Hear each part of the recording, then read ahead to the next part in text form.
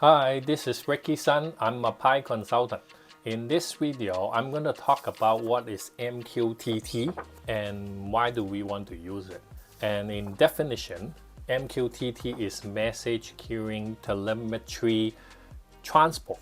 And what does that mean, right? Message queuing and transport. In my definition, from in my own word, is you can have a MQTT broker in the middle. Right? It acts like a central hub, and then you can have publisher, right? Publishing message to the broker, and then you can have a subscriber, right? You hear something like PubSub, right? PubSub is kind of like that, PubSub. So in a way to understand what this is, let's say a temperature sensors is changing and it published the data to the broker, and then you can have subscriber to subscribe that piece of information or the message.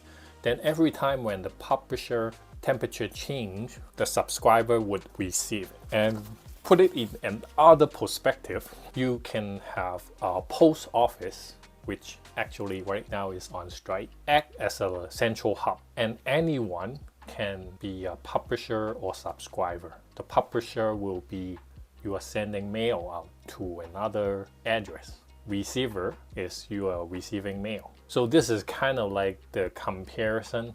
And you can also think of YouTube. I am the publisher, and if you press the subscribe button, then you become the subscriber.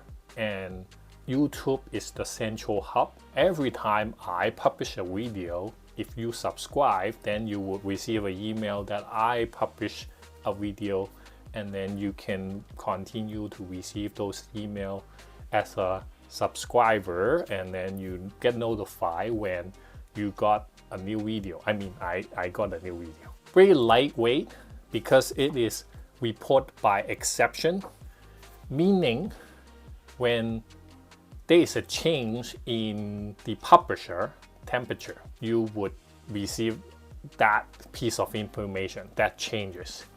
As it compared to, remember I talked about advice tag versus poll tag in OPC DA. This is kind of like the advice tag configuration. And it is mainly used for IoT, right? IoT device everywhere right now. And MQTT actually fit into this category. It is a standard that you may or may not be aware of. When I really think about that, it is trending towards MQTT. Everything trending towards MQTT because it is so lightweighted, low power consumption, low cost, and low bandwidth. Tesla use MQTT for their car.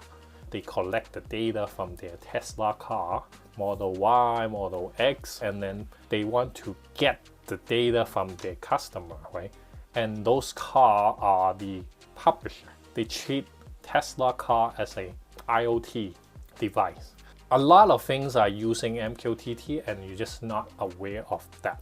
Let's compare it with OPC UA standard, because you know OPC is a standard previously and it's a specification. But when you compare OPC UA or DA or HDA standard with MQTT, MQTT is very lightweighted as it compared to OPC is like heavy-weighted, difficult for data transport with OPC UA.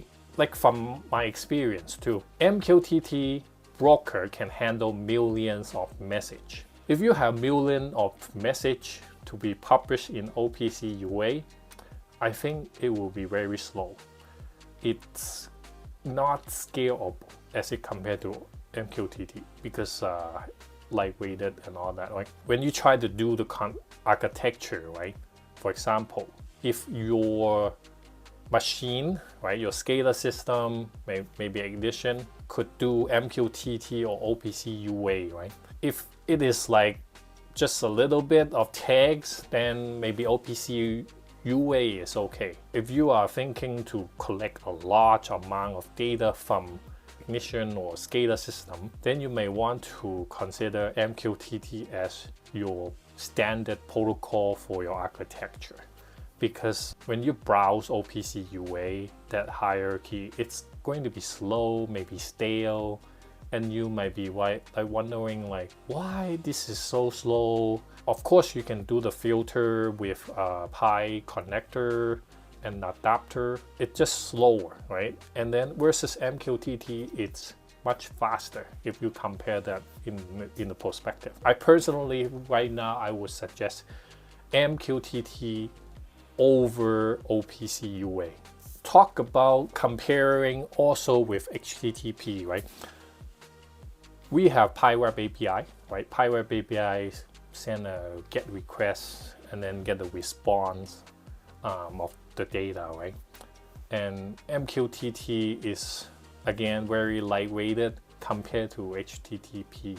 Port is going to be different. If you have unsecure versus secure, MQTT use different port, but HTTP use another port, but they both TCP. So it's working with Ethernet, right? So, and that is kind of like what I wanted to talk about with MQTT, because this is trending. And I want to talk more about the architecture of in the future about MQTT and how we can adapt another layer of architecture with MQTT architecture, because this is important. Like we in the past we have a linear architecture, and I think MQTT is going to be a future architecture consideration. I believe if Pi system can allow MQTT to